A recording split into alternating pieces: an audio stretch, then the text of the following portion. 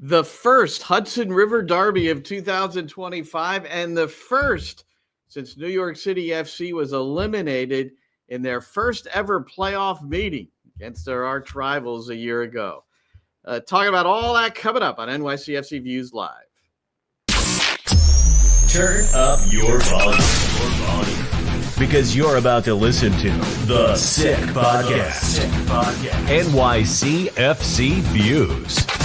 Collins approaches the shot, and New York City wins the first MLS Cup on their first try, and they're going crazy. Tiene tiro y gol!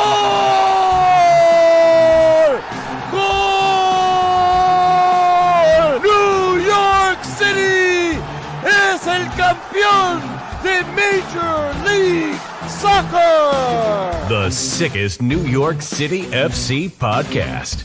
It's gonna be sick. Welcome back, everybody. I'm Glenn Crooks. There's Roberto Abramowitz, your favorite radio guys.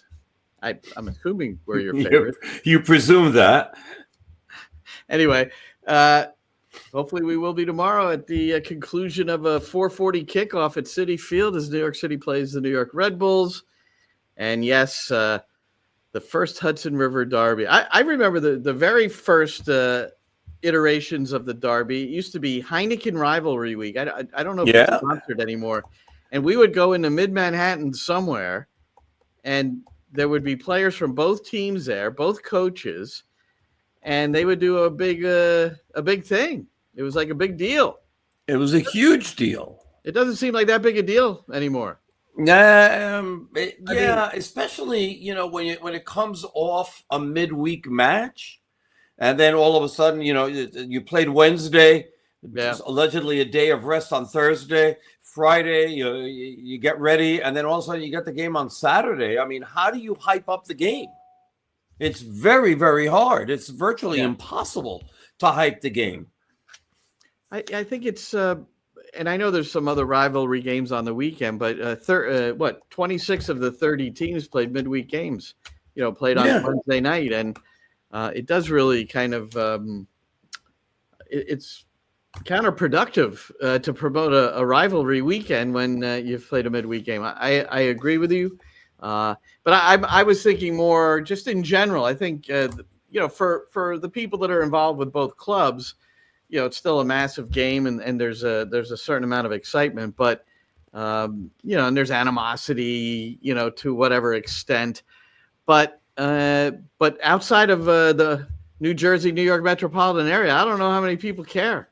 And maybe they used to, want to watch it. I think maybe an example of how it's not such a big deal anymore is that the Apple broadcasters aren't even going to be at the stadium tomorrow. They're not even going to be at Citi Field.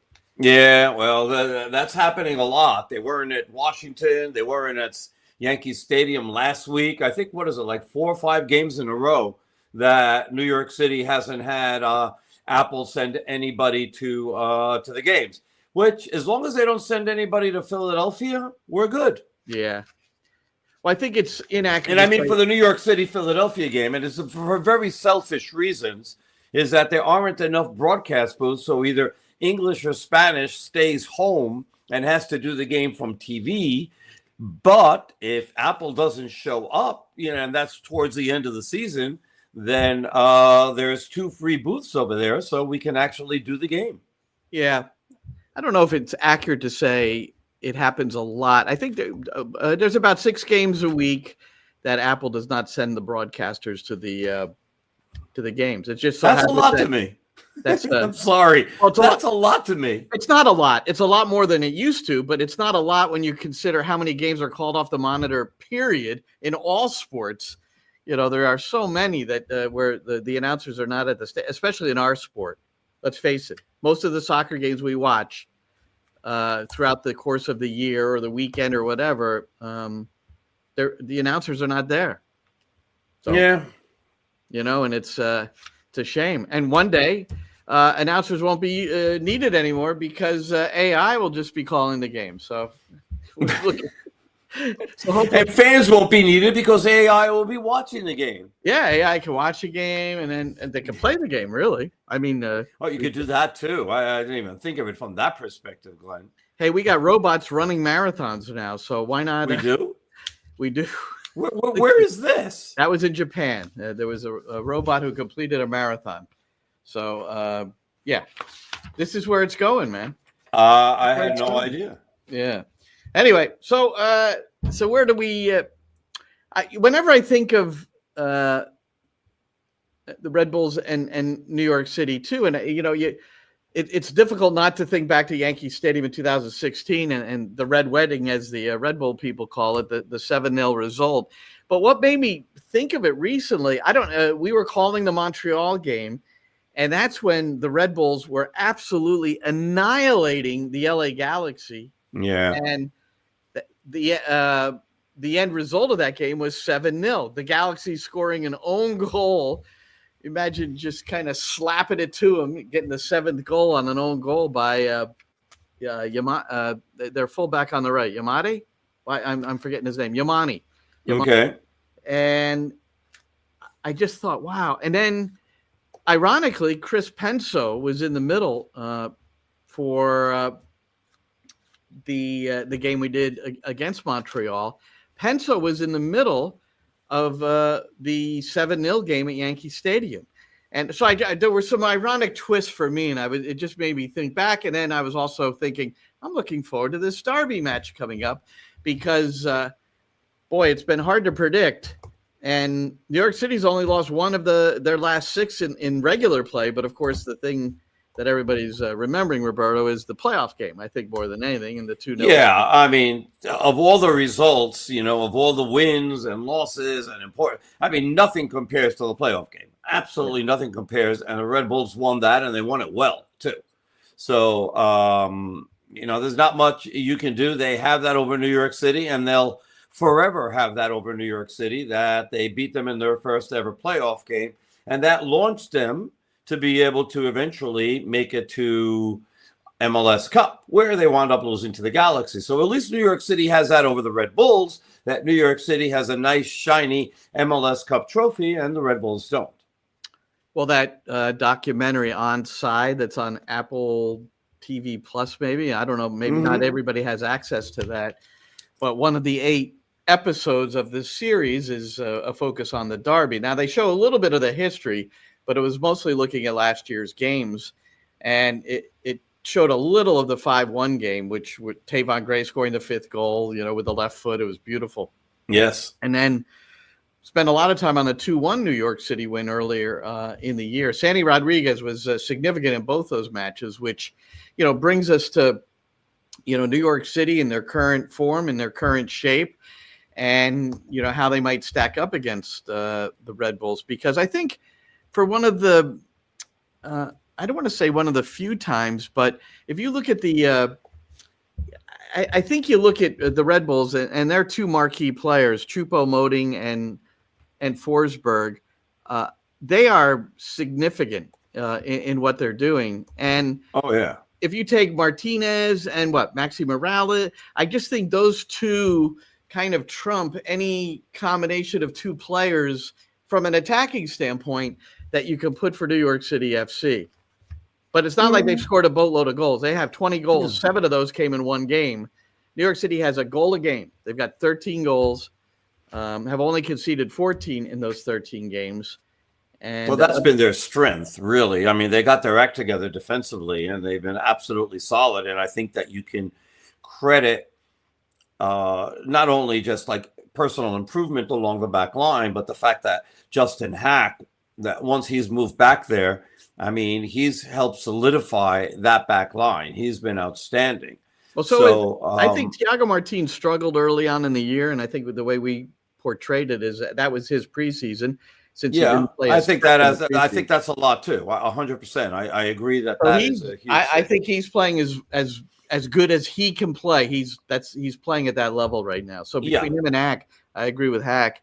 Between him and Hack, then you got Matt Freese. So Matt Freese had 5 saves against. No, he didn't. I lied. No, he did not have 5 saves. He had a quiet night. He had 2 saves. He had 2 saves, but boy, they were pretty big. They could have been 5. They were worth 5. Yeah, but he didn't have anything to do until those 2 saves. Right. First shot on goal was in the 60-somewhat minutes, 65th minute or something like that. Actually, so defensively, they had done well in New York City, stopping them from scoring. And then, they had 2 outstanding shots, and Matt Freese made 2 great saves. Yeah, no, he did. And what Pascal Janssen said today, it's part of the pregame show for me tomorrow on the New York City Network. That's at 4:15, right? Yeah, it's a 4:40 kickoff, 4:15. And Roberto has the Spanish side. And, the one thing he was talking about is the fact that because New York City's not scoring goals and they had opportunities, Luis Barraza was everybody's man of the match, and he deservedly so. He came up very huge on Johnny Shore and made some other very good stops as well. But this Alonso Martinez and then who? I don't know. So I asked Pascal today about supplemental scorers. New York City hasn't scored a goal in 351 minutes in all competitions. So here's Pascal with me today earlier. It still has the appearance if Alonso doesn't score, we're not sure who's going to pick up the slack. Yeah, well, that's nothing new to us. There is a lot of confidence in Alonso scoring his goals, but other than that, we are also very realistic about the fact that it's only Alonso and sometimes somebody else, and that has to change. And that's what we're working on every day in order to have more output and more outcome from guys like Hannes or Agu or Juli, or even from midfield with Pepe now coming back into the team, because those are guys that are capable of scoring a goal, and that is what you see in the game in Wednesday as well. They get the opportunities, but you have to put it in the back of the net in order to win games and score these moments.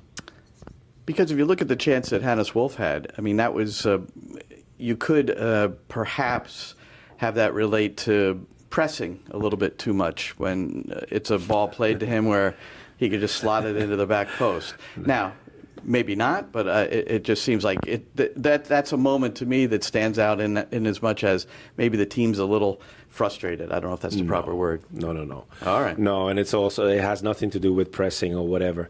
It has to do with remaining calm in the final third and in the final phase of execution. If you go back to that specific moment where he missed that ball in the second half, it's a fantastic play from our side, and we get him into an opportunity where he should be able to get the ball between the poles, and he doesn't, and he is fully aware of that because he was devastated after the game because he missed this huge opportunity. On the other hand, he's a winger. We're 13 games into the season. If I'm not mistaken, he scored 3 goals. And he's been in several situations where he could have scored more goals, and that's what it's about. And remaining focused on these moments to get the finish off is something that he is very busy with. Okay, so here's what I got to share off of that, Roberto. You listening? I am. Okay. Hannes Wolf, 599 minutes without a goal. He's got 3 goals, but his last 2, his first career brace in Atlanta, that seems like eons ago. Yeah, that's a long time ago. He mentioned Agustin Ojeda, 469 minutes, no goals. His third and final goal of 2024 came on June the 28th. So he has gone at over 900 minutes since then without a goal. Hold on. Julian Fernandez, he scored against Cincinnati, right? Game-winning goal. Great finish, right? He had gone 285 minutes without a goal prior to that, and now he's gone 251 minutes without a goal since then. And then Monsef Bakrar, the backup striker, 300 minutes and no goals. How many? 0. You broke up there. No, how many goals. Minutes? No, I know there's 0 goals. 300 minutes. So that's it? Well, he hasn't played a lot, so I guess it makes sense. So, but the point here is that, and Pascal, I didn't follow it up, but he said, it's not frustration. You just have to be calmer in the finishing area. Well, sometimes you're not calm because you're frustrated or you're tense or you have stress. And again, he knows better than I because he's looking at them every day. But training is different than games. And now you've got a game. This is going to be regarded as a huge game when you have gone this length of time without scoring a goal, and you're against your rivals. They're both above the playoff line right now. Red Bulls are a notch ahead of New York City FC, but that just gives you, I think that's a pretty clear statistical look without going too deep into the analytics that, and that Hannes Wolf miss, and I understand he was devastated, and I understand why. I mean, that was all you had to do is just put that back to where it came from, and it's a pretty easy finish, Roberto. And the fact that you just tanked it is, is troubling.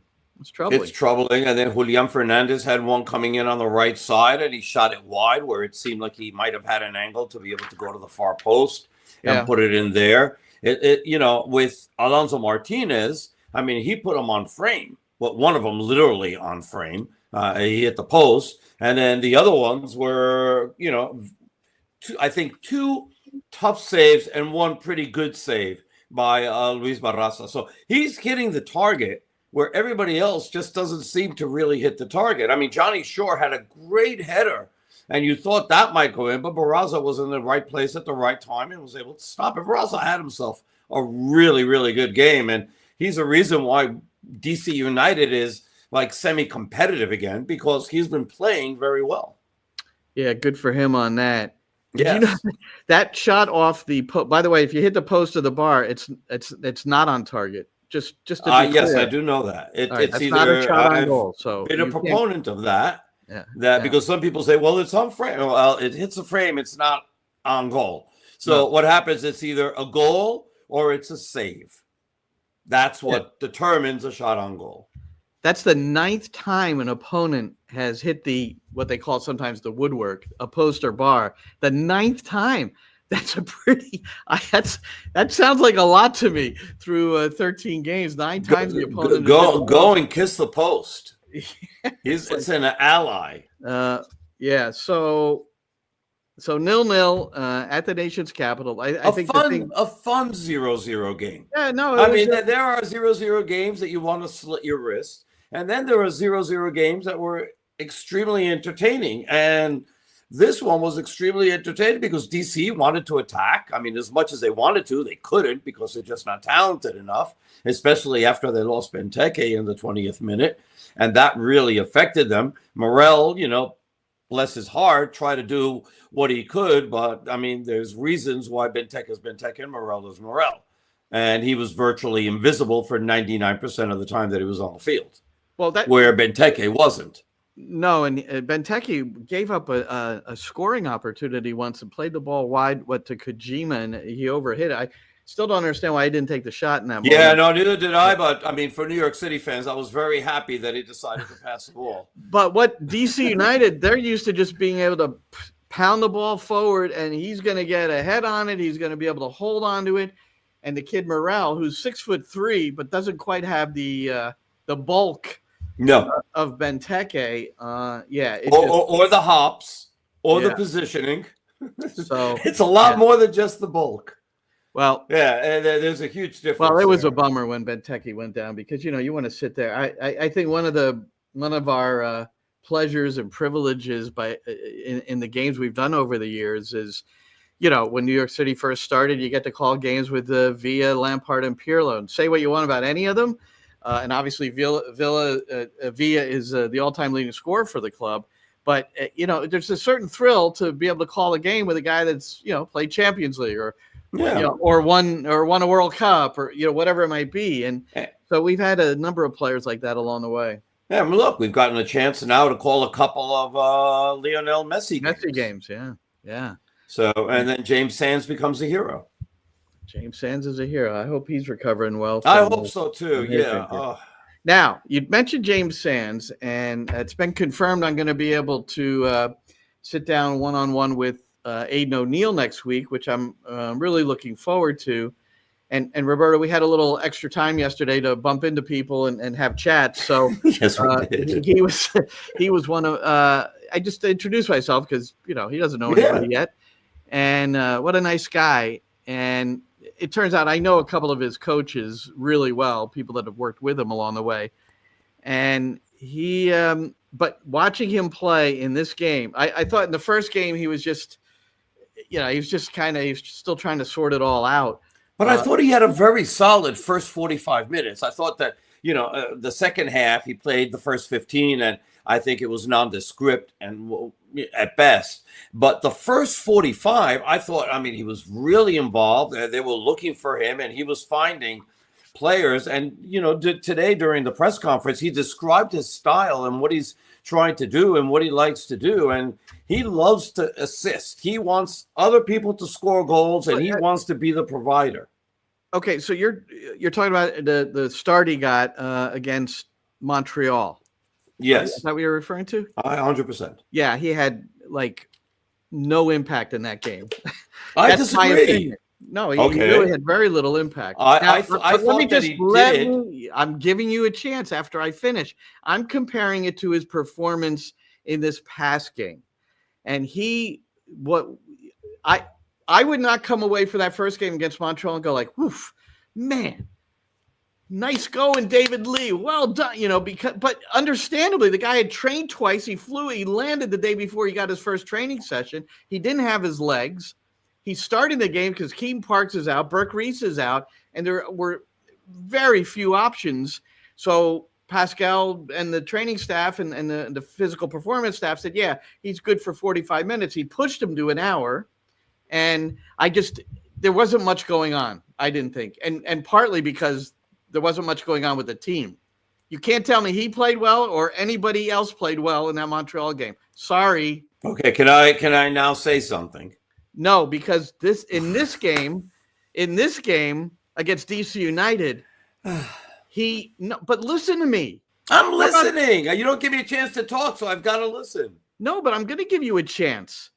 But looking at both games and comparing them, what I saw in this game was oh my word, this guy is going to help a lot, which I think we thought. And then we also know he's got leadership skills. But his range of passing, and he even said it today, he goes, I haven't even been able to kind of, develop and show my range of passing yet. But boy, he played some balls. He played 3 in particular across the midfield that the weight of the pass, playing the proper foot, just little things that I thought made him stand out. And you go wow. Well, hey, hit him with a clothesline, was impressed. I wasn't impressed. That's Razor Ramon, by the way. That's not the guy himself. That's Razor Ramon. Okay. So he wasn't impressed with O'Neill. Well, I wasn't in the first game, but I was in the second game. You're on. Okay, so let me go back. Okay. So I want to put things in context, right? I want to put things in context here. I thought that when I saw him play in the first game, I thought he had, beyond anybody else on the team, especially, I thought he had a very solid 45 minutes, and you could see why New York City was excited to bring him in, just to the way that he could see the field and he could throw passes around and the proper weight and all these little things. A couple of them looked like good seeing eyeballs that found their target in a game where New York City didn't play well. I thought that in the second half, he, like the rest of the team, fell off even more. They allowed a goal, in the 3rd minute of the second half, and then everything just sort of collapsed. And, we knew that Montreal was better than their record, but they still should have won the game. And it was very upsetting, I guess, from a New York City FC perspective, right, to see them get outplayed at home by a team that isn't as good as them, although playing better than their record, and yet wind up losing at home. It's a terrible game for New York City. Now back to O'Neill. Okay. So I thought that within that context, especially the first half, there was a lot to be okay, this is good. This is a really good, solid signing. Wow. And now when we get to the DC game, we weren't watching the same game. Maybe we weren't. The problem that you have is that you're so far away at Yankee Stadium and behind home plate, and I'm a little bit closer to center field, the midfield, and so maybe I have a different perspective. No, I don't think so. Hold on, I lost my photo. Oh, there we go. So I liked Pascal's reading of both the Pittsburgh Riverhounds and CF Montreal. He called the Pittsburgh Riverhounds game terrible. I just have to say, I haven't heard a New York City coach use that word really. And then the Montreal game, very weak performance. And he's accurate. Yes. He's accurate. All right. Anyway. And I'm happy to hear it, though. And I think the players are happy to hear it, too, because they know where they stand. I don't think there's any player that would probably go, well, I don't know, I'm not getting the right message sort of thing. Yeah. You get the feeling that, he's very open and very straightforward with everybody. And he has told us that before he tells us, because there's been a lot of times that he's criticized players for making bad plays during games and explained where it was, and it was on the record, but it was something that he had already done with the player himself. So he doesn't send messages per se with through the media, which is you and I and all the other guys who do the press conferences. He's already sent those messages directly to the players, but he reinforces it because he is exposing everybody as well. Sort of like, get your act together, fix these problems, and let's go forward. Well, putting the ball in the back of the net is something that would I help. think, but the other thing about Aiden O'Neill is Pascal has said he can play any of the three midfield roles, which is true. But against Montreal, he started, and if you remember, he was in a more advanced position. He is much in a 2-game, however many minutes he's played, he's much more comfortable a little deeper in the midfield. And that's where he can face up and deliver those passes. Well, we'll see how it all goes, because I'd be shocked if he doesn't start against the Red Bulls. It's time to unleash him and see if he can play a full match or close to a full match anyway. And especially the guy who's got, he's got some physical prowess too. The one thing he's not is fast. So we'll watch out for his positioning and everything and see how that works out in the MLS midfields here in 2025. But and now you're going up against the Red Bulls, who are the Red Bulls. And we asked Coach today, that it's the Red Bulls aren't the only team that presses high these days, but they still do it, and they do it very well. And how New York City is going to be able to deal with that tomorrow is going to be one of the keys. And you may actually have his answer. I asked him how he might exploit the Red Bulls. I kind of prefaced it by talking about the high and wide fullbacks. That's the way they play, so they leave themselves a little exposed. Here's what he said. One area that they might be susceptible, and really always have been, is in counterattack situations. Mm-hmm. They're playing their fullbacks very high, very wide. Mm-hmm. So if the ball is lost, those two central defenders are on an island usually. And you've got the pace of a Martinez, or if you happen to use Bakrar, and it seems like that might be one area to exploit. Yeah, those will be very interesting moments throughout the game. They like to play a very transitional game. And we're flexible. We can match up whatever match it becomes against any opponent. So if it becomes a transitional game, two things. We have to make sure that once we have the transition going forward, that we execute with precision, or control the ball and make sure that we don't wind up in a game that goes back and forth all the time, because creating a lot of chaos in the games is something that I'm also looking for.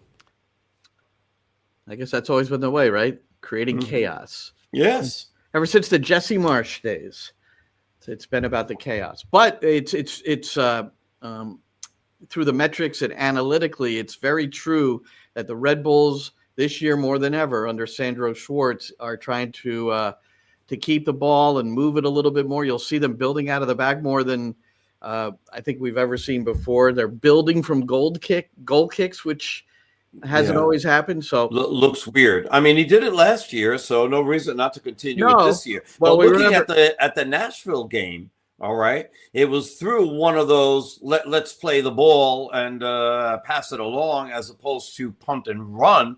that they wind up, with a big turnover in midfield, and Nashville just goes right down Broadway. By the way, that's a pun, and scores. Well, how about Maxi Morales' the opening goal in the 5-1 win last year? Was he picked off the pass from Coronel, was trying to play to one of his central defenders in the penalty area. Well, Coronel had a terrible start to that game. I mean, it was, and that was horrific. And that put them right behind the 8 ball immediately. Morales, by the way, the leading scorer among active players for New York City against the Red Bulls with 4 goals. He's got to shoot more. He's got to try to find some space. I think I've either said it on here or I said it with Maddie on our NYCFC pregame live, our live stream 45 minutes before kickoff, that we can't leave Maxi out of this mix of having scored a goal. So I did. So let's put it out there. So Maxi has played a lot of minutes. 1,055 minutes. He's taken 11 shots, 2 on frame, no goals, and he's only got 1 assist. Now, part of that assist issue is sometimes the guys that you're serving it to not getting it done. But, Maxi we should see what potential assists are. Attacking midfielders have to score goals or at least threaten. And he really hasn't been much of a threat. He's crossed a lot of balls. And that might be the way it's all set up through Pascal, is that Maxi's more – we see him more outside of the area serving. He moves around left, right. He's all over the place. I mean, it almost seems like he's got carte blanche to go wherever he feels he has space or where he'll be effective. Yeah. But he hasn't really been close to goal all year long. All right. And he's ready to start. That's why they only played him 45 minutes against DC, so he could be available for 80, 90 minutes it's tomorrow already. My God. Yeah, I keep thinking it's not tomorrow, but it is tomorrow. And it's tomorrow afternoon. So get your prep done tonight if you have any more left. I've got to do that. And I'm getting up early tomorrow and have it all nice and fresh. Yeah, I will too. How about, outside of this derby, the news of the day in MLS is that the LA Galaxy, and it's good timing for this announcement, but they have re-signed head coach Greg Vanney to a multi-year extension to his contract.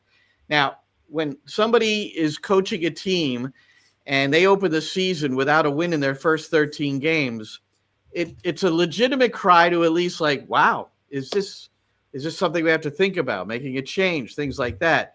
I mean, he's a pretty legendary figure with the Galaxy as a player, went back, is there with a lot of the staff that was with him when he was in Toronto and won an MLS Cup there, defending MLS Cup champions. And so good on the Galaxy because, if you look at him record-wise over the years, he's been to 4 finals in the MLS, which is second most all-time behind only Bruce Arena. So, It's a weird year, right? I mean, they win the championship, and so far this season within the league, they don't have a win. They're the only team in MLS that doesn't have a win. They had a 2-0 lead against Philadelphia early, and they wound up losing that game 3-2. But here's what I want to talk about as far as Greg Vanney is concerned. We've known, and you just rattled off his resume. All right. He's one of the top coaches ever in this league. Okay. He's got the wins. He's got the titles. He's got the respect of everybody. For everybody who's yelling, oh, well, they should fire him or he's on a hot seat and everything. The guy did not forget how to coach. He did not. Right. What happened was the Galaxy basically sold their soul to be able to win a championship last year. And then Ricky Pooch gets hurt in the semifinals. And all of a sudden, they had to let a lot of people go. And especially their leading scorer in Jovic. So, that's huge. And now, some of the other guys that were very good last year haven't really picked up the slack either. So, there's a lot of players that wound up leaving, and it really, really affected the team. Maybe should they be doing better? Yes. But it's a tough situation. And I'm glad the Galaxy recognized what fans sometimes will never recognize, which is good coaches don't forget how to coach. and they're going to turn it around with him. And the best chance that they have to turn it around is with Greg Vanney. So I applaud them for extending his contract. What's interesting is that 2 years ago, because I remember interviewing him in preseason before they won MLS Cup, and we were talking about the goals conceded the prior year. If I'm not mistaken, they conceded 67 goals in 2023. That's the year the president resigned, maybe because the supporters weren't showing up to the game. What was the thing? Oh, there was a big, I mean, it wasn't just because they weren't, it was a boycott. It was just an out and out boycott of the team until Klein was fired. Yeah. So that, and Greg Vanney that year took over that job essentially while he's coaching. They didn't have anybody in place until they got Will Kuntz later in the year. And Kuntz worked some pretty good magic getting in Paintsill and Peck. Yeah. And then, that quartet, Pooch, Paintsill, Peck, and then Jovic. And don't forget Fagundes. Fagundes has been very good. And who's the guy they got from Toronto? It's not Osorio. It's who's now with LAFC. He's another guy who's key. And they had to let him go, and he went across the street. So it's not Osorio. Why am I blanking on his name? But somebody here in the comments let me know because I'm blanking. Marky Delgado. Which yes, thank you. That's okay. My point was 67 goals conceded 2 years ago. They've conceded 31 goals through 30. This is the area that has me puzzled that they haven't figured this out a little bit better. 31 goals conceded. Their goal difference, they've only scored 10. Now, Paintsill and Peck have been injured a lot of the way. And Christian Ramirez is not getting it done, to the level of a Jovic. Or is who's the other guy they got? Miguel Barry is the other striker. Their goal differential is minus 21 through 13 games. I mean, that is I have no idea. The 7-0 shellacking in Harrison didn't help. No, that didn't help at all. And we should mention the Red Bulls haven't won a road game yet, so they're coming in 4-2. Yeah. So 4-2, and having lost in Nashville. How about this about the Red Bulls? This I when I heard this, it was unbelievable to me because they went to MLS Cup. They lost in a final last year. They have not won, like Nashville, they had a chance to make it back-to-back wins. They have not won back-to-back games since the end of April and early May in 2024. Yeah. This is why it was such a shock. Now, New York City was the favorite, but that it wasn't so shocking they beat New York City necessarily, but just the fact that they kept moving along and getting to the final. I mean, no one expected it, and they can all tell me they did, and they'd be lying. So it was a really incredible run, and it shows that in a team sport in particular, once you feel it and you have this, it's this feeling of confidence and doing it together, and you're not going to be beat, and they could have easily won MLS Cup. No question. Let me go back to that game at Citi Field last year when the Red Bulls scored the first goal.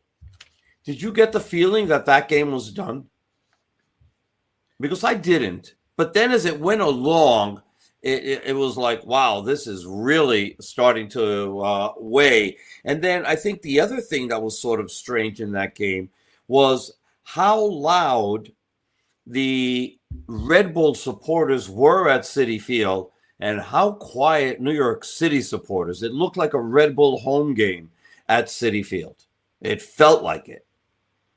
I don't remember that feeling. I remember Coronel had a good game, and there were moments where New York City could have changed the course of that game. That I remember. And, but if you look at the last half hour of the match, I would say, Roberto, that Thiago Martins, I think, had a header pretty late in the game, and he missed the target. I think it was off a corner. He just missed the target. So maybe it's the 85th minute, whatever. That's 1-0. You get stoppage time. Maybe something happens. Yeah.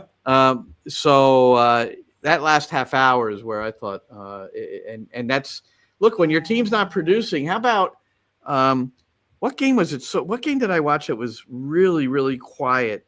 Oh my gosh, I can't remember. And I could the Sporting KC game where they didn't get a shot, and that the Galaxy loses, and their opponent didn't have a shot attempt. Not just a shot, not a shot on goal. They didn't have a shot attempt. And that was in Kansas City. They were sitting on their hands. The only time it's happened in MLS history. A team without any shots winning a game. That's that's crazy. It's like we say in Mexico, for Ripley. What else do I want to say here before we I'm going back to that Red Bull game, right? The playoff game. Carvalho scored in the 16th minute, and then Van Zier in the 25th. I mean, they got two pretty quick goals. And although New York City had the lion's share of possession, not that the Red Bulls don't care. Yeah. But New York City expected goals were 2.8. They had 25 total shots, but only 6 on target. Yeah. But Coronel, I remember, played an extraordinary game. He played out of his skull that game. And Carvalho, that goal was, it was a laser. Oh my God, was that a great goal? I mean, seriously, a great goal by Carvalho. So that takes the steam out of you too sometimes. In a game like that. It's too bad it didn't have the same intensity. I don't remember the supporters being quiet, but I trust you because you're now I get it. No, now that I think this through, there's a reason now why maybe this is the reason that the Red Bull supporter section is no longer in the 300 section. They've moved them into the 500 section. So they're way up there. Who cares? I told our friend Mark Fishkin to bring telescopes. Who cares?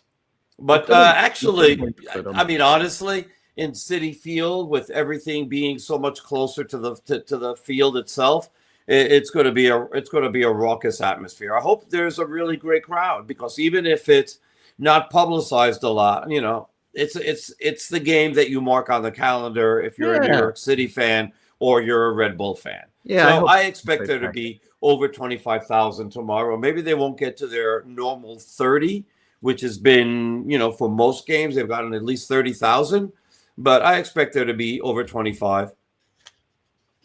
Okay, there's the Roberto prediction. We'll run the clip if they get at least 25 next year. And that's announced, by the way. That is the tickets sold and distributed, as we like to say, not fanny in seats. Every team, by the way, in every league in the United States does this, including the NFL.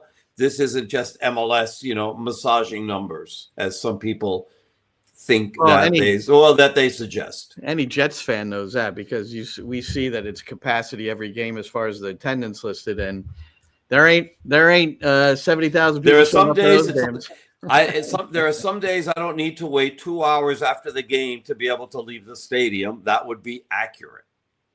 You're the Jet fan, and I'm the one who goes to all the games. Oh, I forgot. It's my son just texted. It's Subway Series time. We have like a baseball thread, because my family, to be honest with you, they're more baseball fans than they are soccer fans. Everybody but me, and most of them are Met fans. So, but Subway Series, we got the Knicks coming up a half hour after we're done here, and big game 6. Boy, if they don't win tonight, Roberto, I don't think they're going to win in Boston, right? I don't know. I don't know. They were 5-0 on the road up until they imploded in the second half on Wednesday, which I'm happy that I didn't watch that game, because, we were busy calling the DC New York City game. But I was checking the score, and it was like, oh, it's 62-62. And then I checked it again, and I was like, oh my God, what happened? I'm glad I'm not watching. But I think tonight, that's going to be a different ballgame. The Knicks are going to come out with a different mentality, and I think the Celtics will miss Jason Tatum. Okay, yeah. They got to defend the 3-point line, though. I guess they'll miss Jason Tatum. They still won without him. All right, one more thing before we kick it around and let our producer Jimmy go back to work the driving range. I think he needs to go to the driving range after talking to him about his golf game. Let's see. Inter Miami. I didn't know, Roberto, and sometimes I read things late. I don't know what you do, but I'll see stories and I'll put them up in my tab, and then I'll sometimes I don't read them till a week or so later.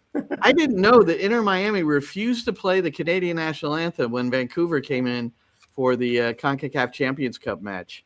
I had heard that happened. I did not know why.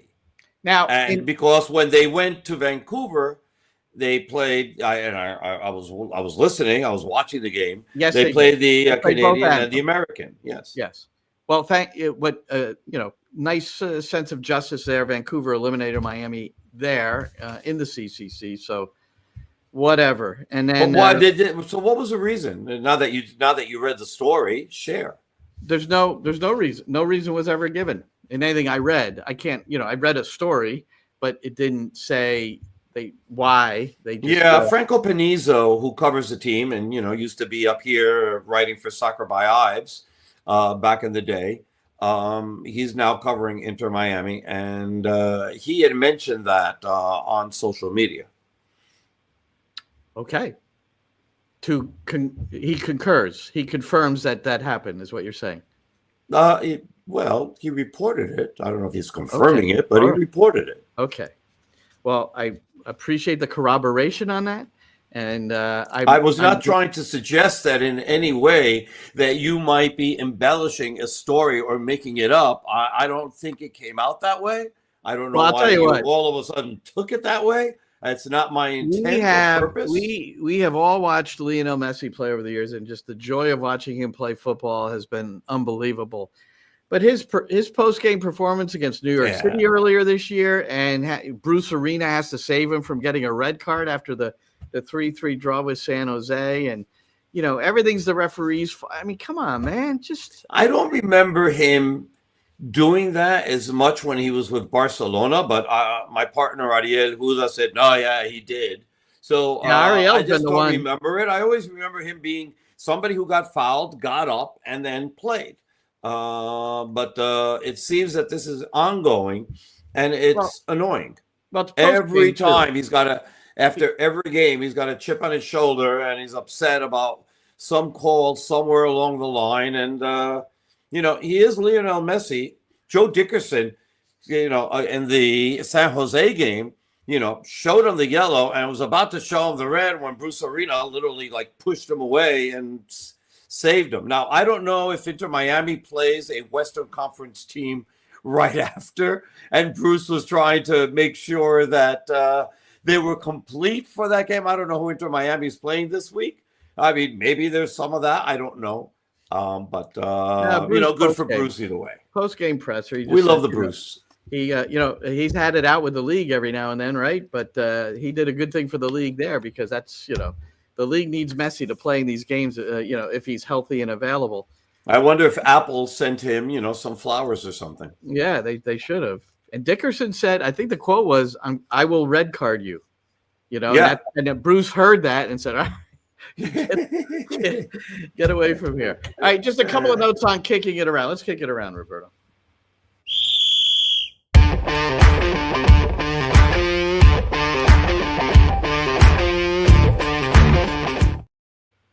I suppose we don't want to dig too deep into this, other than to say, and I think it should be highlighted on anyone that covers the game. And here's the headline from Ben Wright. Nashville's Latin American supporters group halts game day traditions amid ICE crackdown. And the quote from one of those supporters in the headline, "We feel targeted." It's the La Brigada de Oro. Am I pronouncing that? That is accurate. The heart of Nashville SC's supporter culture halts their festivities as they face heightened immigration enforcement and fear for their safety. So, and then we also heard that we don't have specifics, but at least 4 other supporters groups around the MLS ranks also have these sorts of concerns and are staying away. So it's just a sport. We're involved in this sport where there are so many immigrants that have had an impact on it that it's just, I think that makes it even more disturbing. So it's an immigrant sport, literally. Yeah. And, to see, that they're being persecuted I mean, throughout Nashville during the week on Broadway, ICE or people purporting to be ICE, because in some cases we've seen things where people have ICE jackets and badges, and they're not. And they're not actually ICE. Yeah. You can buy them online. You can, which is just you can terrible. buy this stuff online. But you talk profiling. This is the other point I wanted to make. If you want to say anything else, but it's the profiling that really bugs me. So the Tennessee Highway Patrol, this is still in Ben Wright's story, in conjunction with ICE, had conducted 468 traffic stops. That's profiling. Yeah. I mean, to the max, and then 94 detentions for immigration reasons. So they're just stopping anybody that has dark skin or pale, Latino skin, or they look Latino. And I mean, a lot of the people that are winding up being deported or in ICE custody are people that are just like waiting for their appointments to get a green card, waiting for appointments to become citizens. We're not talking about criminals. Right? We're not talking about people who are going up and holding up people at gunpoint, or entering and robbing homes and things like that. Look, it's a privilege to be in this country, and especially if you're an immigrant and you come here and, you're perpetually, being a thief or a criminal and assaulting people. Yeah, I don't mind people like that being deported. I mean, it's a privilege to be here. But that's not who they are. It's, it's rare. The statistics show that immigrants commit less crime than, people born in this country. So it's just a horrific thing to see it happen, and the way that it's happening. And we know it's also having an impact on the World Cup and who is deciding to come or not come too. It's definitely going to affect the World Cup and the World Club Cup. People that might have been ready to come, maybe they're deciding not to come, and then they're not going to be let in. They're not going to be given a visa. Some players are it was a women's player out of NWSL. I'm not going to remember who it is, but she elected not to go play for her national team. I remember who it is. It's a girl, plays for Vancouver, plays for the Venezuelan national team. It's her. I can't remember her name right now. Right. So Venezuela. It was her. It's not Dana. It is Castellanos. Dana Castellanos. That's her. So so she elects, and especially with what's happening with those who hail from Venezuela. So she just she decided not to go because she was afraid she wasn't going to get back in, and so that's look. I can't claim to know every in and out of how everything's being conducted. All I know is that if I see a video of a woman holding a baby and they take the baby away from her and they put her in a car and take her away, there's got to be a better way. Of course. There's such a lack of humanity in a lot of this going on. And again, we're not against, big criminals being kicked out of the country, because as I said, it's a privilege to be here. But 99.9% of the people here are hardworking, honest people who contribute to this country and make it a much better place to be.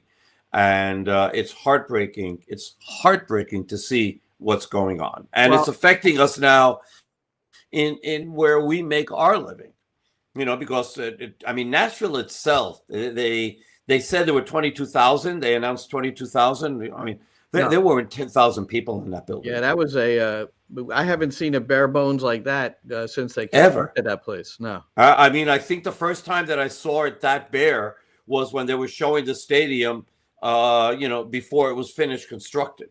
It wasn't even during the game. They're in fourth place in the East. They just beat the Red Bulls 2-1, and they're off to their best start in franchise history. They haven't been around that long, but all these things are happening. They're playing brilliant soccer. They play some of the most attractive soccer in the league also. So you combine all that, and that place should be, it should be SRO. But and it holds 30,000. It is the largest soccer-specific stadium in the entire country. Well, it's unfortunate. And I'll close by saying, because it made me think, I don't know if I've mentioned this on the show too, but a guy who used to be our massage therapist when I coached at Rutgers now comes and works on me, like every other week. He'll come in and give me a massage. He's Costa Rican. He coaches in a small club of Costa Ricans and Latinos, and some of the families aren't showing now. Yeah. Because, there's a big clump of them at one field, right? You go on a Tuesday night and, there might be 100 kids there with their parents ready to pick them up or on the sidelines. And wow, how about that? How about you're a 10-year-old, 11-year-old, 12-year-old, and this is what you're dealing with. I mean, and they're, and again, a lot of the people that are being picked up, have been just upstanding citizens or upstanding residents. Yeah. And it's just horrible to watch. It really is. Well, I think everybody that's taking the videos, what we can do without, getting too political about it, just here's what we see. We've read this. It's impactful. It's impacting other teams in our league with their supporters groups. And I don't know. We probably should ask Los Templados someday what's going on with them, I mean. And maybe we should. And, now you give me an idea. Maybe we should see if in our 100th podcast, which is our next podcast, this is number 99. Oh, wow. Yes. I didn't know that. Okay. It's up. It says right there, right above Where? your head, or at least on my screen. I don't see it. Number 99. The Sick Podcast NYCFC Views, number 99. Wow. So the next one is number 100. 100. All right, Jimmy, bring the champagne, dude. And so maybe we can have somebody on. There's people that we can call, and after the Red Bull game, New York City doesn't play again until the following Sunday against the Chicago Fire. Yep. All right, man. Well, Hudson River Derby tomorrow. It's always a match to anticipate. And in this one, I would have to say this, Roberto. If anybody feels strongly that they know how this game is going to go, don't listen to them, because it's impossible to predict how it'll go. As any coach will tell you, whether it's individual or team, if there's not a consistency, it really makes it difficult to know what you're going to get from game to game. It just is. It just is. Now, if you get some consistency over 3, 4, 5 matches, and now you have certain expectations. And even for both teams, that's not the case. I know the Red Bulls thrashed the Galaxy 2 games ago, but then they lose to Nashville and they got 2 shots on goal. 2 shots on goal. They came within 3 minutes of each other. Choupo-Moting, he scored. That was a good goal. Yes, it was. And then Forsberg got a shot just a couple of minutes later. That was it. Those were only 2 shots on goal. I know they're on the road, but come on, man. So anyway. Well, they're 0-4-2 away from Sports Illustrated Stadium. All right. It's so hard to say that. I mean, I keep on defaulting to Red Bull Arena. Well, I still call the Galaxy Home Depot Center. So Home Depot. All right, Roberto. We are on both of us at 4:15 is our airtime for the pregame show with our live commentary on the New York City FC network, which is nycfc.com/radio, or you can write that out. You don't have to go NewYorkCityFC.com because it'll still show up. Yes, it will. They've ported it, so it goes. Right. They linked it up, so it's all good. Also, We're on Sirius tomorrow. For you, it's like it happens often. You're on channel 157. For us in Spanish, they have a new channel now, which is 1999. All you have to do is remember Prince, and channel 1999. And we'll be on. I think they put us on at actually 4:00 exactly on Sirius. Yeah, so we're they'll miss. It's 4:30, right? 4:30 they'll put us on. That's when the game. So they'll miss our pregame show because there's another game before us. They'll miss our pregame show there. Obviously, if you find it between TuneIn, Mixler, and NYCFC.com/radio, the New York City FC app, we're there. So go find us. And if you're home watching the game on TV, please link us up, Matty Lawrence and I, on the English Hometown Commentary. That usually kicks off at 4:30, which is 10 minutes before kickoff. And then Matty and I will be on with the NYCFC pregame. Look at all this stuff we do. The NYCFC pregame live at 3:45. That's from the stadium. We show you that we set the scene. It's beautiful. We'll turn and see Roberto and Ariel over there, and everything will be fine. All right. And then also, I just want to tell people that while if they can, obviously all they have to do is when they go on Apple TV, look at the menu and being able to switch between English commentary or home radio commentary, which I think is great. For those of you in Spanish, can you send the people in Apple a note that you would like the same to be treated equally? And that should be available in Spanish as well? So send a note, everybody. You're spending the same amount of money to get a much better product in English than you get in Spanish. Write your congressman and your senator as well. No, just write Apple and MLS. All right. What's his name? Tim Cook? Yes, not Tim Apple. Not Tim Apple. All right, man. Well, hey, thanks everybody that hung in with us tonight, and we look forward to speaking to you tomorrow for the big one, the Hudson River Derby. So for Roberto, I'm Glenn. Thanks for being here. Good night, everybody. And that's a wrap. Hope you don't miss us too much until next time. Follow the Sick Podcast NYCFC Views on YouTube, Instagram, Facebook, Google Play, and Apple Podcasts.